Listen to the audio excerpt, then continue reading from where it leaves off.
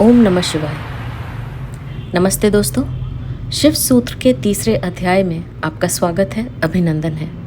Channel को subscribe अवश्य कर लीजिएगा ताकि हमारी हर प्रस्तुति की सूचना आपको समय पर मिलती रहे। शिव सूत्र के तीसरे अध्याय का तीसरा सूत्र है कलादीनाम तत्वनाम अविवेको माया, यानी कला आदि तत्वों का अविवेक ही माया है। आइए सूत्र को समझने का प्रयास करते हैं। कला से लेकर पृथ्वी तक तत्वों से बने हुए सूक्ष्म और स्थूल शरीरों को ही अपना वास्तविक रूप मान लेना जीव की अज्ञानता है, अविवेक है, और यह माया का प्रभाव है, माया है। जैसे यदि हम कोई बहुत ऊंचे पद पर हैं तो अपने को ही बड़ा साइंटिस्ट या बड़ा लीडर समझ लेते हैं। कोई कलाकार है तो अपने को ही कलाकार समझते हैं और अहंकार से भर जाते हैं, अपने को ही कर्ता मान बैठते हैं, और कर्ता कौन है, कलाकार कौन है, ये हमें नहीं पता चलता। असली कलाकार, असली कर्ता हमारे भीतर है, वो मौलिक तत्व है। और हम जो समझ रहे हैं कि यह सब हम कर रहे हैं, यह हमारी नासमझी है, अज्ञानता है, अविवेक है। क्योंकि जो हम समझ रहे हैं खुद को, वो तो है ही नहीं। हमने ना कुछ को पकड़ रखा है और हम जीवन भर दौड़ धूप करते रहते हैं, परेशान रहते हैं। पूरी जिंदगी श्रम करने के बावजूद एक बूंद आनंद भी हमें मिलता नहीं है और दुखों के पहाड़ के नीचे हम दबे चले जाते हैं और व्यर्थ के पीछे हम फिर भी भागते हैं। आखिर बात क्या है? व्यर्थ में एक खूबी है कि वह आसान है।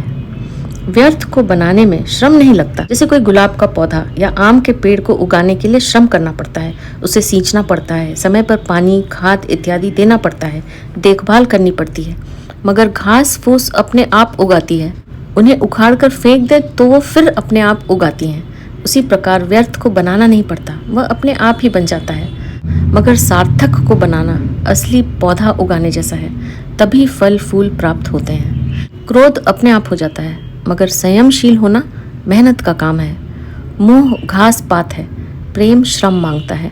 इसलिए हम व्यर्थ को चुन लेते हैं क्योंकि इसमें कोई मेहनत नहीं है। साधक का अर्थ है जो इस सत्य को समझ जाए कि जो अपने आप बढ़ रहा है वह व्यर्थ होगा, मुझे कुछ बोना पड़ेगा। सार्थक और व्यर्थ के विवेक को ही ज्ञान कहते हैं। सार्थक पर दृष्टि आ जाए तो ब्रह्म पर दृष्टि आ गई, और व्यर्थ पर दृष्टि लगी रहे तो माया जाल में भटकना है। यह अविवेक ही माया है। अविवेक यानी भेद न कर पाना कि क्या सार्थक है और क्या व्यर्थ है, क्या हीरा है और क्या पत्थर है। जीवन का जोहरी बन जाना विवेक है। मंदिर में जाकर भी संसार को ही मांगना व्यर्थ है। मंदिर तो प्रार्थना करने के लिए है, जहाँ भगवान से भगवान को ही मांगना सार्थक है। तो यह था शिव सूत्र के तीसरे अध्याय का तीसरा सूत्र, कलादीनाम तत्वनाम अविवेको माया। अब मैं आपसे आज्ञा लूँगी। हमेशा खुश रहिए, मुस्कुराते रहिए। आपका बहुत बहुत धन्यवाद।